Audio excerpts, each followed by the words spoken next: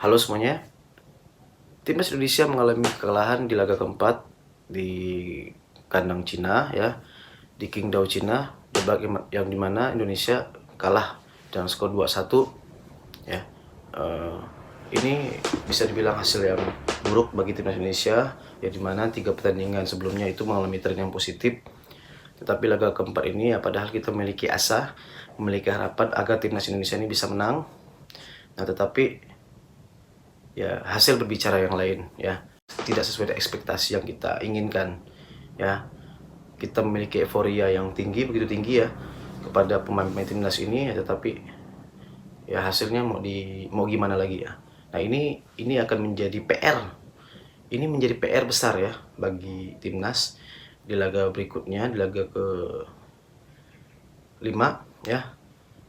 Ada beberapa kelemahan ya yang perlu diperbaiki dari timnas Indonesia itu sendiri. Yang pertama itu adalah komposisi pemain. Nah, ini saya agak bingung juga dengan Sintayong ini. Mengapa dia memilih pemain-pemain yang berbeda komposisinya di laga-laga sebelumnya ini. Nah, justru ketika melawan Arab Saudi dan Australia itulah coba ya, komposisi pemain seperti itu yang digunakan ya untuk laga melawan Cina ini.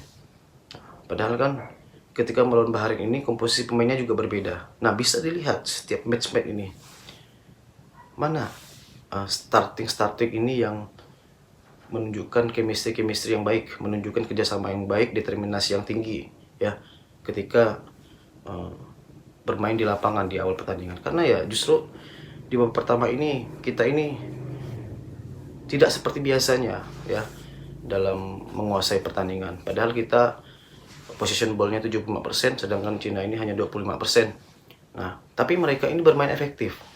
Walaupun peluangnya tidak banyak, tetapi tahu celah-celah dari Indonesia itu sendiri. Ya, yang dimana pemain kita itu ketika menyerang hanya meninggalkan satu back ya, yaitu Mil Hilgers ya, sehingga ya mereka bisa mencari celah untuk bisa mencetak gol ketika melawan timnas tadi malam. Nah, itu poin pertama, kelemahan yang pertama.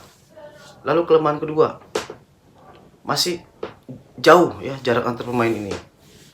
Nah, ketika ada pemain lain yang meminta bola, justru bola itu kembali lagi ke tengah dan ke belakang.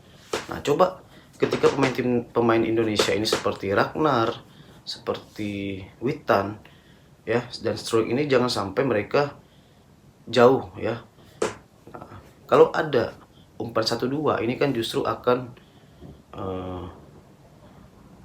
mengarahkan bola itu ke jantung pertahanan lawan ya, sehingga ada kemungkinan bola itu sering masuk ke jantung pertahanan lawan dan mereka bisa meng-create peluang, bahkan bisa mencetak gol. Nah, ini belum ditunjukkan pada laga melawan Cina ini ya. Terus kelemahan ketiga yang menjadi perbaikannya nanti di laga kelima ini adalah kurang beraninya pemain-pemain timnas ini untuk menusuk di jantung pertahanan lawan. Ketika berada di luar kotak penalti itu mereka sering melakukan shooting ya, padahal masih ada pemain-pemain yang lain yang justru di depan mata mereka itu membutuhkan bola itu dan bisa jeli lagi ketika mencari peluang dan mencetak. Nah, ini yang menjadi titik lemah dari timnas kita sendiri, yang dimana kita pada laga itu kita menguasai jalannya pertandingan, kita menguasai possession ball, kita mengatur berjalannya pertandingan, tetapi yaitu karena tumpulnya di lini serang, terus koordinasi ya di antar pemain itu yang membuat timnas kita ini sulit untuk mencetak gol, hanya mencetak 1 gol di babak kedua. Nah, sebenarnya apa yang membuat timnas ini tidak menjadi tidak superior di laga-laga sebelumnya?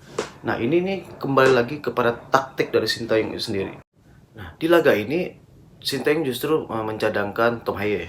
Nah, ini mana Tom Haye ini adalah pemain yang memiliki visi yang bagus ya, ketika di lapangan.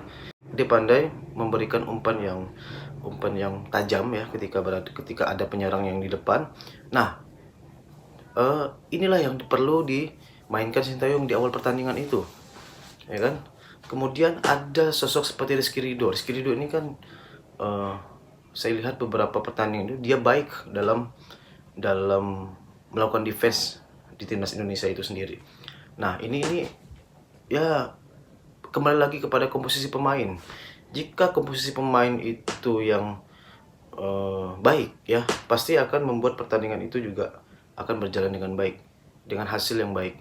Nah, ini yang membuat saya bingung juga dengan strategi Sintayong ini ya, yang dimana coba saja komposisi ketika melawan Arab Saudi itu yang dimainkan ya, itu yang dipilih untuk mainkan melawan Cina. Tetapi ya ini berbeda lagi komposisi pemainnya. Nah, ini kan juga membuat ada perbedaan ya dalam permainan. Nah, di sini ketika ada kerjasama timnya, ketika ada chemistry-nya ya pada pemain-pemain yang sudah lama ya berlatih, itu akan membuat permainan itu akan semakin menarik, permainan itu akan semakin indah. Nah, ini yang belum ditampilkan, yang belum ditampakkan pada laga kemarin ini, yang dimana Miss Hilgard ini kan perlu adaptasi ya, perlu adaptasi dengan pemain timnas Indonesia, perlu menjajal beberapa pertandingan sehingga Miss Hilgers ini ya bisa tampil baik. Nah, coba saja Miss Hilgers ini ya jadikan super sub ataupun jadikan pemain pengganti babak kedua ya.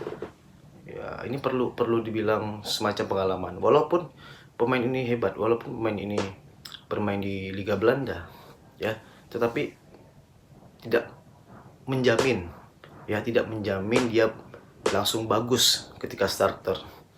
Nah, ini adalah PR yang perlu diperbaiki oleh timnas sendiri ya, dan timnas Indonesia ini harus bermain lebih ke tim lagi ya, lebih ke tim lagi, lebih berkoordinasi, kerjasama, umpan 1-2 ya, memainkan otaknya, memainkan strategi bagaimana agar bisa mencetak gol.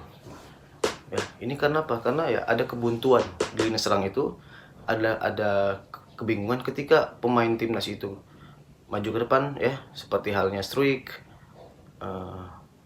Ragnar.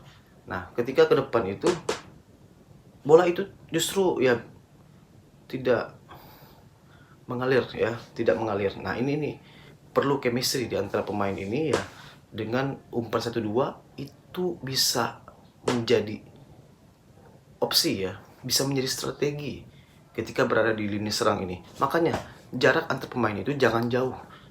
Kalau jarak antar pemain itu dekat, itu justru akan menciptakan kemungkinan agar bola itu bisa menusuk tajam di jantung pertahanan lawan kita. Nah, jadi untuk laga keempat nanti ya semoga Sintayong ini tidak lagi bereksperimen lah dengan pemain-pemainnya, karena kan pemainnya sudah dimainkan semuanya ya, terutama Eliano, Mill Higgers ya, sudah tahu lah ya bagaimana kualitas permainan mereka. Nah, tinggal bagaimana Sintayong lagi menurunkan skuad ya, yang seperti ketika melawan Australia, melawan Arab Saudi. Nah, ini kan tim-tim yang ini adalah pemain-pemain yang memiliki determinasi yang tinggi ya. Nah, seperti halnya Witan itu dimainkan saja sebagai starter ya, karena ya pengalaman mereka, semangat juang tinggi mereka itu yang kita bisa acungi jempol untuk pemain timnas Indonesia ini. Nah, jadi pemain-pemain yang baru ini tidak menjamin, yang baru bergabung ini tidak menjamin menunjukkan kualitas yang bagus ketika debutnya. Hanya saja kemarin Martin Paes ini yang salut sekali saya ya, karena dia posisi sebagai kiper.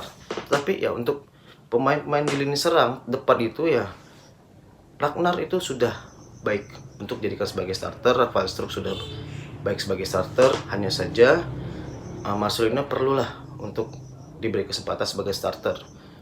Tom Haye ya di awal pertandingan itu sudah boleh dijadikan starter.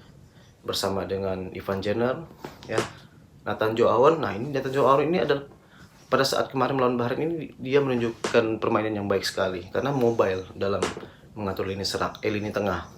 Nah, hanya saja itu pemilihan komposisi pemain inilah yang justru akan mempengaruhi hasil pada babak pertama itu. Karena apa? Di babak pertama itu kan pemainnya justru berbeda ya dengan laga-laga sebelum-sebelumnya. Nah, ini nih jangan sampailah kita dibuat bingung dengan strategi Sinteyong ini ya. Semoga di laga kelima nanti melawan Jepang kita harus fighting spirit ya, kita harus menunjukkan determinasi tinggi ya, high pressure ketika menyerang. Karena apa? Jepang ini adalah tim yang langganan Piala Dunia, memiliki pengalaman yang jauh di atas kita, tetapi kita bisalah ya dengan kerja tim ya, dengan bermain sebagai tim bukan bermain sebagai individu.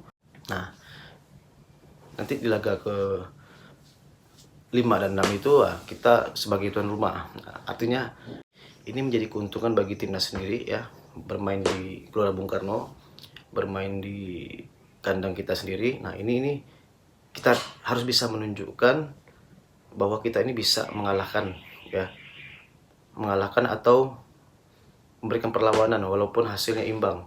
Tetapi ya bisa saja ya kita menang melawan Australia ya. Bukan, Arab Saudi. Melawan Arab Saudi ya di laga pada bulan November nanti. Tetapi Jepang ya harapannya kita bisa bermain dengan hasil imbang ya. Jadi itu yang menjadi PR besar untuk timnas di laga kelima ya. Semoga tim Sinteyong ini selalu melihatlah pada laga pertama, kedua, dan ketiga. Jadi komposisi pemain utamanya ini siapa yang sebenarnya dipilih ya. Karena apa? Babak pertama itu sangat mempengaruhi. Kita jangan pesimis ya. Kita harus optimis, buktikan bahwa kita ini bisa meraih hasil yang positif ya, agar timnas Indonesia ini memiliki kans untuk melanjutkan di kualifikasi Piala Dunia ronde keempat. Walaupun untuk merebutkan posisi kedua ini agak berat ya. Namun di klasemen masih ketat ya. Kita lihat di situ di posisi 2 hingga posisi 6 itu jarak poinnya itu masih tidak jauh ya. Yang dimana di peringkat 2 saja Australia itu poin mereka itu hanya 5.